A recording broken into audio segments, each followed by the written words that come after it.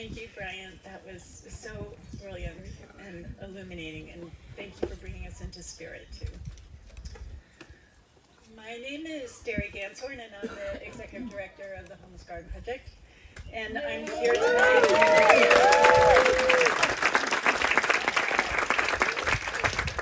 And I'm here tonight to give you just a little background on some of our goals.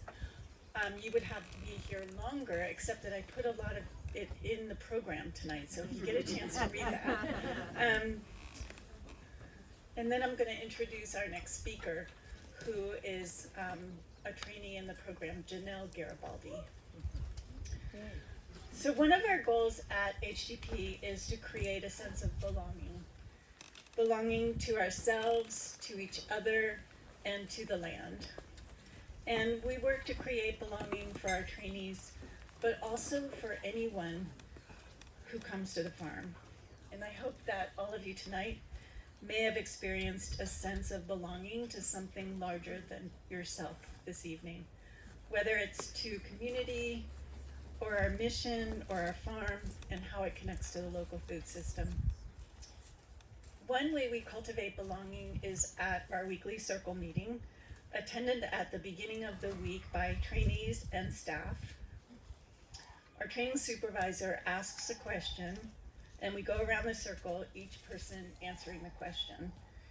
It's a time of listening and of being heard on a wide variety of topics, from, for example, foods that remind you of happiness, to another example, what's a goal that you've achieved that you're proud of?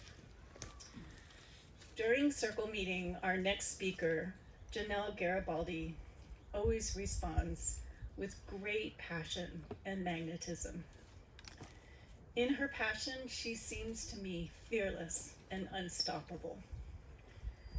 That's why I thought she might like to speak to all of you tonight about her experience in our training program.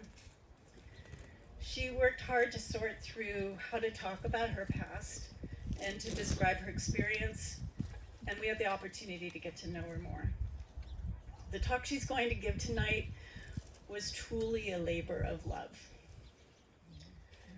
I want to try to recreate a moment I had with Janel last week in the midst of preparing for her talk. Janel had been talking with our program manager, Evan Jones, who is here tonight, and I'd like to honor him tonight. Evan, could you please stand?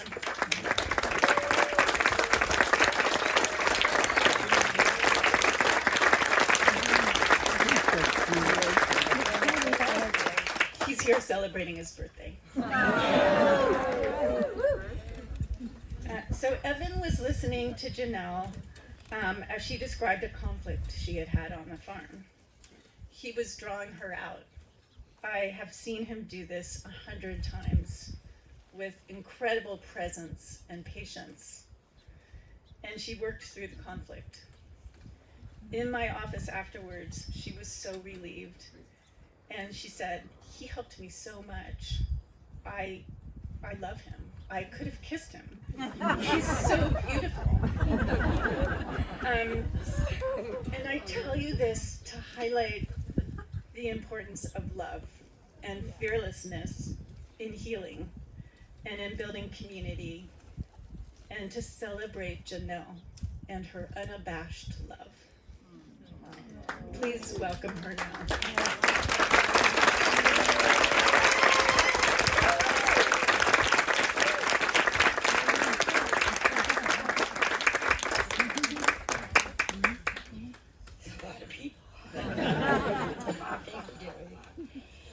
Thank you, Evan. And that's all truth. And here's some more. When I was preparing for this talk, it was important for me that all of you here as guests at our sustained supper would get my very best. I wanted to speak in a way that you could see my excitement about my experience here, but also see how important the program is to our community. This program excites me. I'm passionate about the empowerment the program has brought me, and I want you to know how life-changing the program is for both me and others. I was brought up in Boulder Creek, where I attended Boulder Creek Elementary School. My story goes way back. When my yaya and papu bought a cottage in Boulder Creek, Yaya and Papu, for those of you that don't know, are grandparents. Yaya and Papu are my mother's parents and are very dear to me. Were very dear to me, and important figures in my life. They owned a bakery called Apollo Baklava that specialized in baklava and other Greek pastries. My grandfather ran the bakery while my grandfather ran the bakery while my yaya worked for Blue Shield in San Francisco. They delivered baklava from San Francisco to Carmel. So every other weekend, we would drive up to Boulder Creek right after Yaya got off work, spend the night, get up super early, deliver baklava through Santa Cruz Mountains up to UCSC and on into Carmel. Our day usually ended at our last delivery in Carmel, then we would return to Boulder Creek. As a child, I spent every weekend with my Yaya and Papu. My grandparents gave me a wonderful childhood and shaped who I am. One day, my grandparents decided to sell their business and move to New Mexico. I was devastated by their move and begged my mom to let me move to New Mexico, till one day she finally said yes. So off I went to New Mexico. After graduating from high school, I moved back to California and began to work. I became a single mother of a beautiful son, and after 12 years of an unhealthy relationship, I decided to move on, and on we went. My son and I moved to Redwood City. During that time, I worked for Oracle, Franklin Templeton, Westburn Supply, and a few other startup companies. After watching my son ride his bike from speed bump to speed bump in our apartment complex, I realized I don't want my son to be able to ride. I want him to ride in the dirt, not speed bump to speed bump. And I wanted for him is to not run into, wait a minute, let me try that again, and have a place for him to run free, not run into traffic, which wasn't possible in the urban environment of Redwood City. So we headed to Boulder Creek. During the time that we lived in the Santa Cruz Mountains, my son attended and graduated from Harbor High School. Later that year, he introduced me to his girlfriend. Everything changed. I didn't see much of my son. They were always out and about. And all of a sudden, I realized that I wasn't needed. I felt a bit lost. I realized that I had never really planned for the day that my son was going to venture off and just leave me. During this time, I jumped in and out of a couple of relationships that were again unhealthy, until one day I got a call from my aunts asking me if I would meet them for lunch. So I said sure. They asked if I'd be willing to move in with my 93-year-old grandmother, Noni. That would be my father's mother. And I agreed. I took care of Noni in her home in Daly City for over 6 years. She was a hard woman, strict, a bit critical. I loved her dearly, and we grew very close over the years. I hated to leave her alone on Fridays, because sometimes she'd sit that evening till someone came, and it would sometimes it'd be kind of late. She'd be all alone. She often expressed, I wish her kids were here to come visit her. So it made me always feel kind of bad.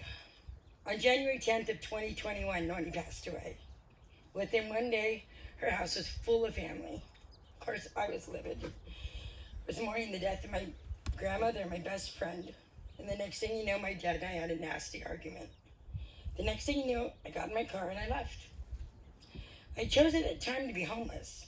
I made the decision in my grief because I was not going to live in a place where there would be arguing and fighting, which you know happens, and as a result turn into a toxic environment. So on I went. I left that night and was gone. I was now homeless, living in my car. I asked a good friend if I could stay in a Suburban because it was much easier to sleep in that than in my car. So he couldn't have me over because it was during quarantine and he was in the shelter. But his room happened to have an extra suite in it. The next thing you know, to my surprise, they moved me into the suite and I became a part of Housing Matters program. My alienation from my family deepened because they didn't share information with me, such as the wake or the memorial service.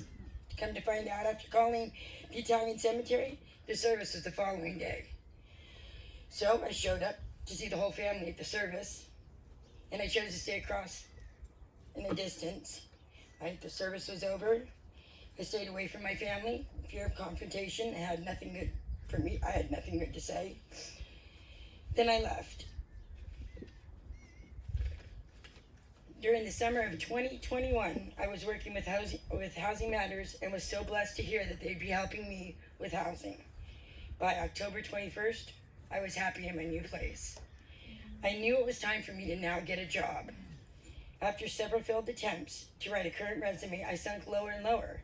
I had lost my confidence and suddenly was experiencing memory loss. Like the dates and the times to put on my resume, I was just baffled. Feeling low and unsure, I told my Housing Matters caseworker, Gustavo, about my need to gain control of my life. And he asked, "What do you want to do, Janel?" And I turned to him and I said, "I'm going to stick my hands in some dirt and heal." That was when I first heard of the Homeless Garden Project and that you could work on a farm. I was so excited. It was 1:15 that afternoon on a Friday. I was ready to jump in my car when Gustavo said to me, "The day ends at 2. What are you doing?" I said, "I can make it. I can make it." Since it was Friday, I was not waiting till Monday. So I took a chance and flew to Santa Cruz. I was on my way once again, on my way to joining the Homeless Garden Project Transitional Employment Program. I started in December of 2021. I have gained many new habits and tools to help me be the best that I can as a result of my time here at the project.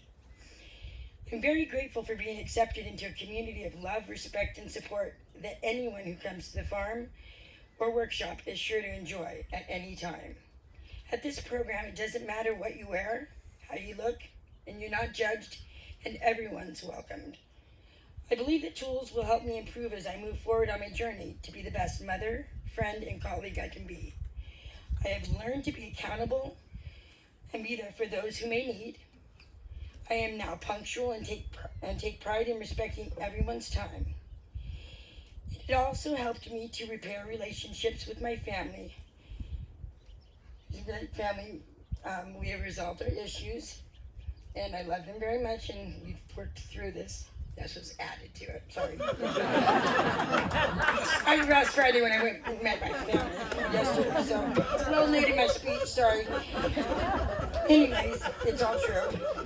When I think of these tools, some of them seem to be a way of stepping outside of my own experience and putting myself in someone else's.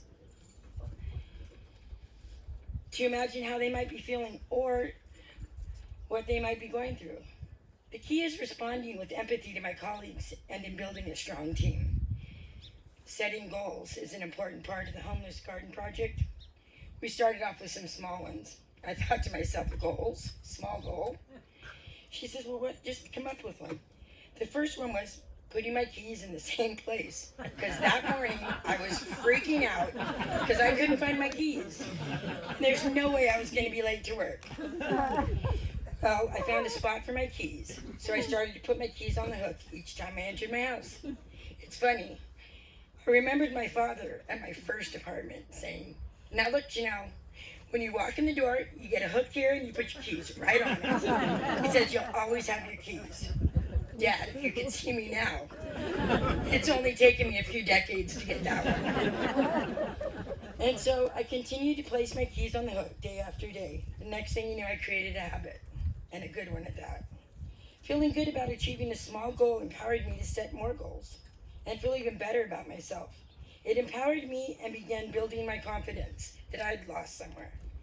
I never realized how such a small goal could change how a person feels, acts, and thinks. I also have been working on communication. And if you know me, I would say I was a great communicator, because talking, I could do. My definition was speaking. Communication is speaking, right? I had no problem doing that. A challenging incident with some of the team on my farm made me take a hard look at communication skills, at my communication skills, and how I talk to people. I found that I wasn't always good at communicating.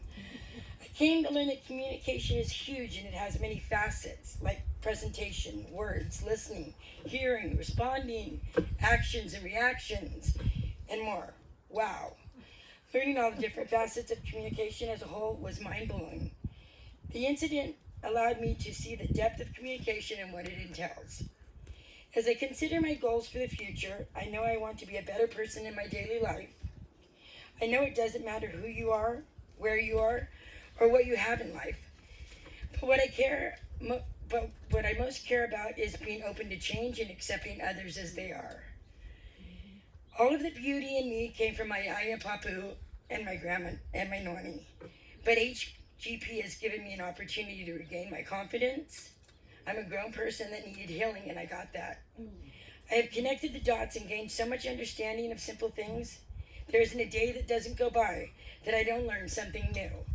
I am truly blessed to be a part of this wonderful project, and I want to thank all of you for your support. Let me try that again. I want to thank you all for your support that has allowed this program to help those willing to help themselves. Thank you.